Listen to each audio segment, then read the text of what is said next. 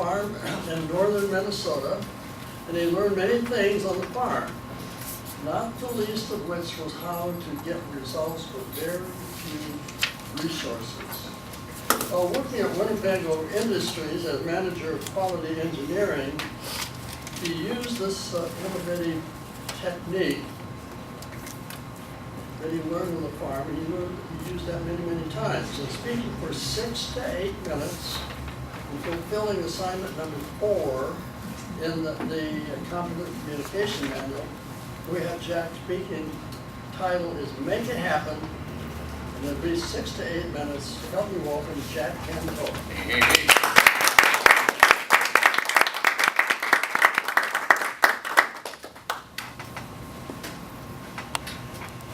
Started out as a really nice day, and I got this phone call from John V. Hansen, the Executive Vice President of Winnebago Industries, with a small request. So Jack, we need to know the stopping distances of 3 of our models of motorhome, fully loaded and empty. I said, well, that's something we can do. And I hung up the phone and panicked. Have you ever been in a situation where you had to make something happen? An important, critical situation, like maybe loss of a job, and you had to make something happen?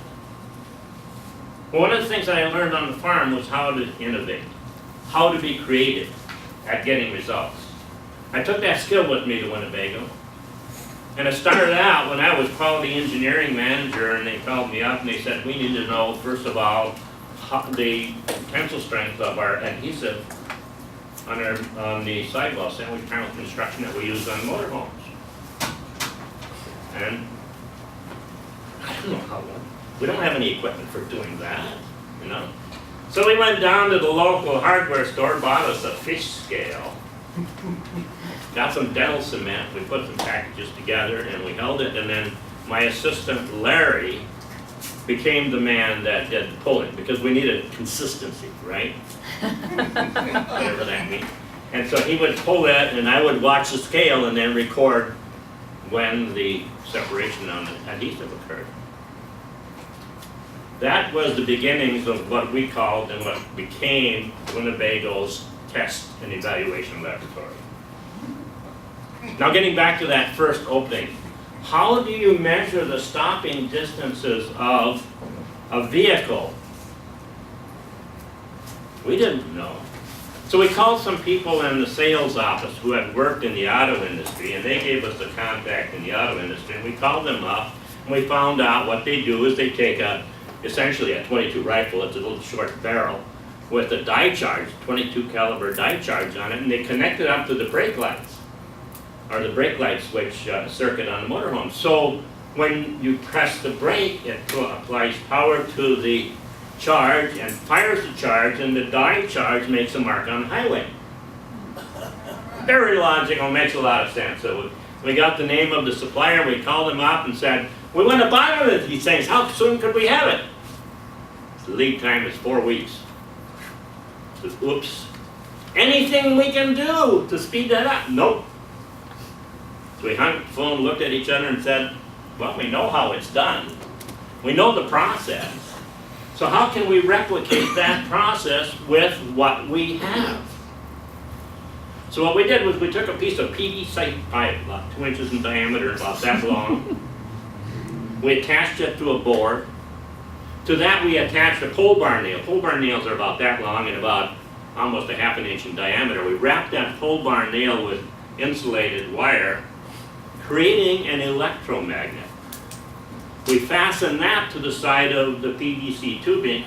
And then we went to Lynn Ramsey in the weld shop and said, we need a metal trapdoor, just a little tiny one. So he created a metal trapdoor for us. Then we took that whole thing and attached it to the front bumper of our Winnebago. We wired it up to the cruise control system, because the cruise control is on until you hit the brake. Okay, so we had this whole system set up. We said, where are we going to do this? You know, fat chance, we do it on a highway, we'll get killed, right? First time we try to stop, somebody's going to run into us.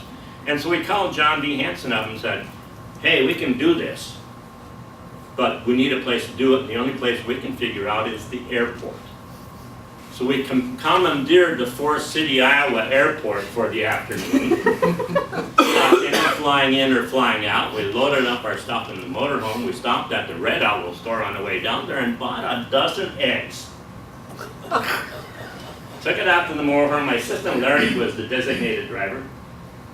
Makes sense, I was the boss. He was the driver. And so we got out there and he had on his football helmet because quite frankly, we didn't know what was going to happen when we did this. And we didn't have any other safety gear along or available to us.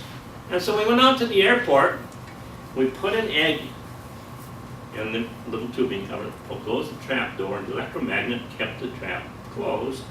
And then he started driving. When he got up to 30 miles an hour, he hit the brake, cutting the circuit to the electromagnet, the trap door opened, and the egg fell out onto the airport runway and left a little mark of the yolk right there.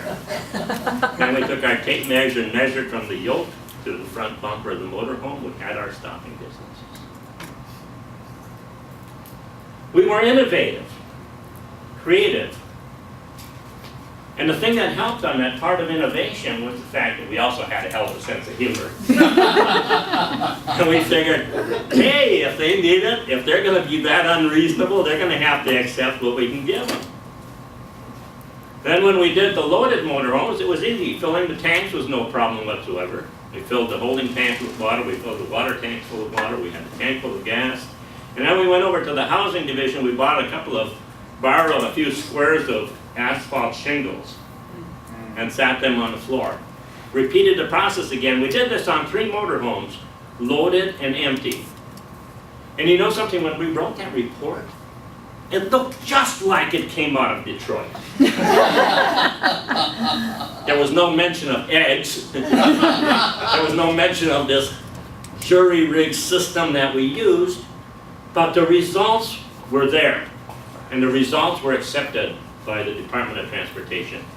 And John B. Hanson, executive president, vice president, was a happy man.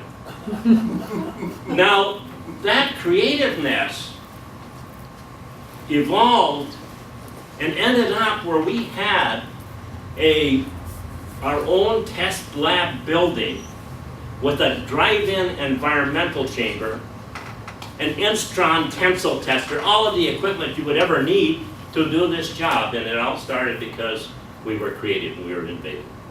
So I suggest to you that the next time that you're faced with a situation where you have to get a result, don't just give up because you don't have the proper resources at hand. Be creative. Come up with a way to make it happen. Mr. President.